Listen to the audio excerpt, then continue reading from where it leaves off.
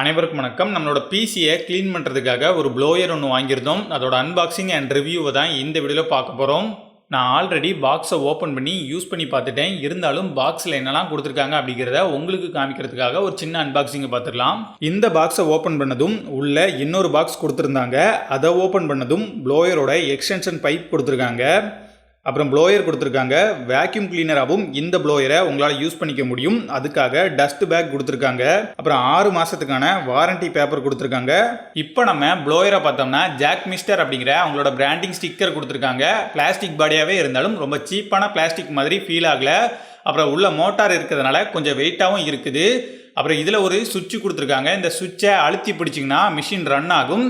நீங்கள் அப்படியே அழுத்தி பிடிச்சிட்டே இருக்கும்போது பக்கத்தில் இருக்கிற இந்த பட்டனை ப்ரெஸ் பண்ணிங்கன்னா இந்த சுவிட்சு லாக் ஆகிரும். இதுக்கப்புறமா நீங்கள் சுவிட்சில் இருந்து கையெடுத்தால் கூட மிஷின் ரன் ஆகிட்டே இருக்கும். திரும்பவும் இந்த சுவிட்சை ப்ரெஸ் பண்ணிங்கன்னா லாக் ரிலீஸ் ஆகிரும். இனி இந்த ப்ளோயரை வச்சு நம்மளோட பிசியை க்ளீன் பண்ணி டெஸ்ட் பண்ணி பார்க்கலாம். நம்மளோட பிசியை ஆல்ரெடி கொஞ்சம் க்ளீன் பண்ணதுனால டஸ்ட்டு கம்மியாக தான் இருக்குது. இருந்தாலும் ஃபேன்லலாம் டஸ்ட் அதிகமாக இருக்குது. இதெல்லாம் இந்த ப்ளோயர் எந்த அளவுக்கு க்ளீன் பண்ணுது அப்படிங்கிறத பார்க்கலாம். க்ளீன் பண்ணுறதுக்கு முன்னால் பிசி எப்படி இருக்குது அப்படிங்கிறத நல்லா பார்த்து வச்சுக்கோங்க. இப்போ இந்த ப்ளோயரை யூஸ் பண்ணி க்ளீன் பண்ணலாம்.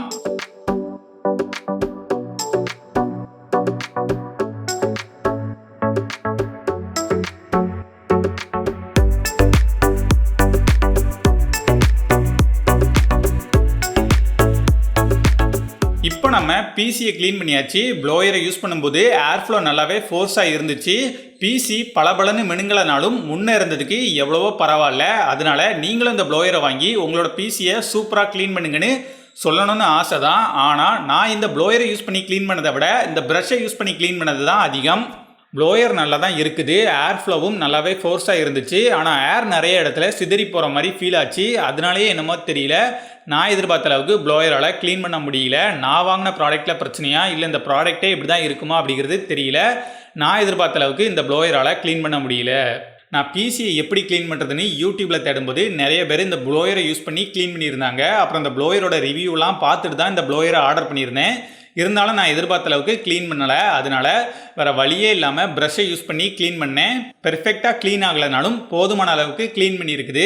இந்த ப்ளோயரை வச்சு இவ்வளோ ஃபோர்ஸாக புஸ்ஸு புஸ்ஸுன்னு காற்று ஊதுனதுக்கப்புறமா இந்த பிசி ஆன் ஆகுமா இல்லையா அப்படிங்கிற டவுட்டில் தான் ஆன் பண்ணேன். ஆனால் பிசி ஆன் ஆகிருச்சு. சரி, பிசியை தான் க்ளீன் பண்ண முடியல, இந்த கீபோர்டையாச்சும் க்ளீன் பண்ணதான்னு சொல்லிட்டு ட்ரை பண்ணி பார்த்தோம்னா க்ளீன் பண்ணும்போது நல்லா டஸ்ட்டு பறந்துச்சு. சரி, க்ளீன் ஆகிருக்கும் போலன்னு சொல்லிட்டு பார்த்தோம்னா க்ளீன் பண்ணி முடிச்சதுக்கு அப்புறமாவும் கீபோர்டோட பட்டன்ஸில் டஸ்ட் அப்படியே தான் இருந்துச்சு.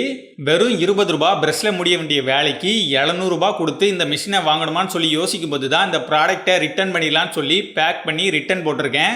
பார்க்கலாம் என்னதான் நடக்குது அப்படிங்கிறத.